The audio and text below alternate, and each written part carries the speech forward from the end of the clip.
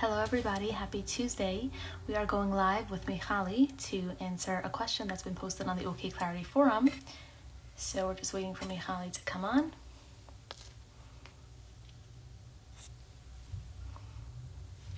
And she is here.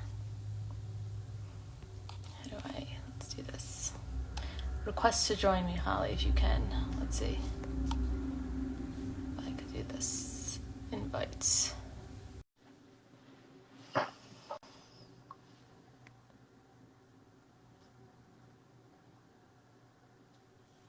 Hey. Can you hear me? How are you, Michali? Yes, your Good. video How is are choppy, you? but I hear you. Okay. It's choppy, Okay. but I hear you. You hear me? Okay. Yeah. It was choppy for me too, but I think it's like starting to even out a little bit. Awesome. So you have the question? Ready to hit it? Yes. Ready to Great. hit it. Okay. So the question reads, "Hi, OKclarity. Let me preface my question by saying that overall, I am Baruch Hashem in a great spot. I have a Rebbi that I'm really close to and a great therapist. Mm-hmm. I also have friends that are accepting and supportive, and in parentheses, most are married. However, I live alone in a nice apartment, and no matter how healthy a schedule I try building for myself, I am still lonely. I go to the gym and night seder program. Knowing that I am not in control of when I find a shidduch, what are some practical types and/or mindset tricks to help me with this?" Love it. Um, What are your thoughts? do you want to share your thoughts first, or should I go in? I can start, I guess. My main thought first was, like, he asked, it sounds like a guy, so I'll just take it like that, but that he asked for some mindset techniques, which is like a great start, because I think that the first thing I would say is that loneliness is sometimes called for, and it's okay. It's not that feeling that we need to get rid of. And it doesn't mean something's wrong with your life. It doesn't mean that you should be doing something more because you're feeling somewhat lonely at some points. Yeah. All that said, I think that there could be things that you can do to mitigate some loneliness. That doesn't mean you won't have any loneliness. Maybe some hobbies that you have been avoiding, or some hobby that you can pick up. Something like that to make yourself feel like you're progressing in other ways in your life during this time period. It's kind of like a gift. Like, think about in 5 years from now, God willing, you're married and happy and settled with a family. But like, if you look back, what will you say? I wish I would have done that instead of, scrolling TikTok or watching my favorite TV show. I wish I would have like spent time learning about investing, or taking on this, like learning this musical instrument, or reading that book that I never got to. So think about those things, like identify that future version of yourself and be like, what will I regret maybe? What can I do now about that? That's kind of my take on it. What are yours? I love that. I think that's such a powerful takeaway, because I think that, you know, people think that once you get married, then all of a sudden you're not lonely anymore. And that's simply not true. I would say, when I talk to people, some of the loneliest people are people in marriages that are just so, in marriages that they feel just so alone. So I think that loneliness is a feeling, just like any feeling. And to your point, learning how to embrace that feeling and accept and tolerate that feeling, I think is a really important life skill. Because even in healthy marriages, there are periods of loneliness sometimes that you can navigate and speak to with a supportive partner, but there are times where you just feel like and blah, and just a little alone or not understood.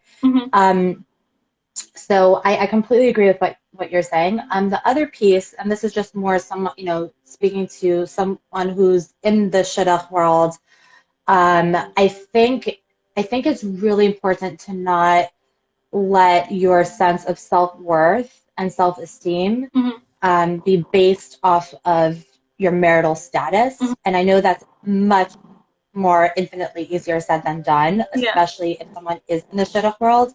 But I would work on teasing those two things apart as much as humanly possible. And the mindset, that I like I like to teach people is really twofold. One is, if you're religious and you like to use spirituality, is pray your guts out. It's okay to want something and not have the thing that you want so badly. It's hard as anything, but I think just really, again, using almost like an acceptance model, embracing that, tapping into that, and praying for and putting out into the world what it is that you want is really powerful.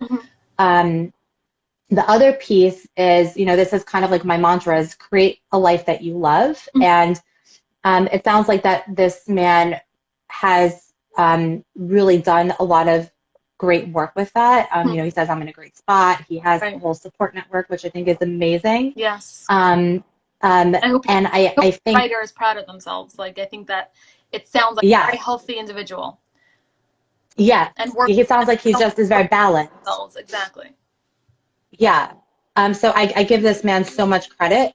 I would say the other piece is that, we really attract people who match where we're at. There's that concept on a spiritual level, a concept on an emotional level. And I think that the best thing that he can do to ready himself for a marital relationship, if that's his goal, is to continue to develop himself. Because that's just going to make him a more evolved person that will attract someone who meets that. And so I think that is the number one best thing that he can focus on right now. And I'm assuming because he's a human being and because he's alive, that there are those areas that exist, like they do for all of us. So I think like really hunkering down on those things, particularly relationship skills that can be applied to siblings, friends.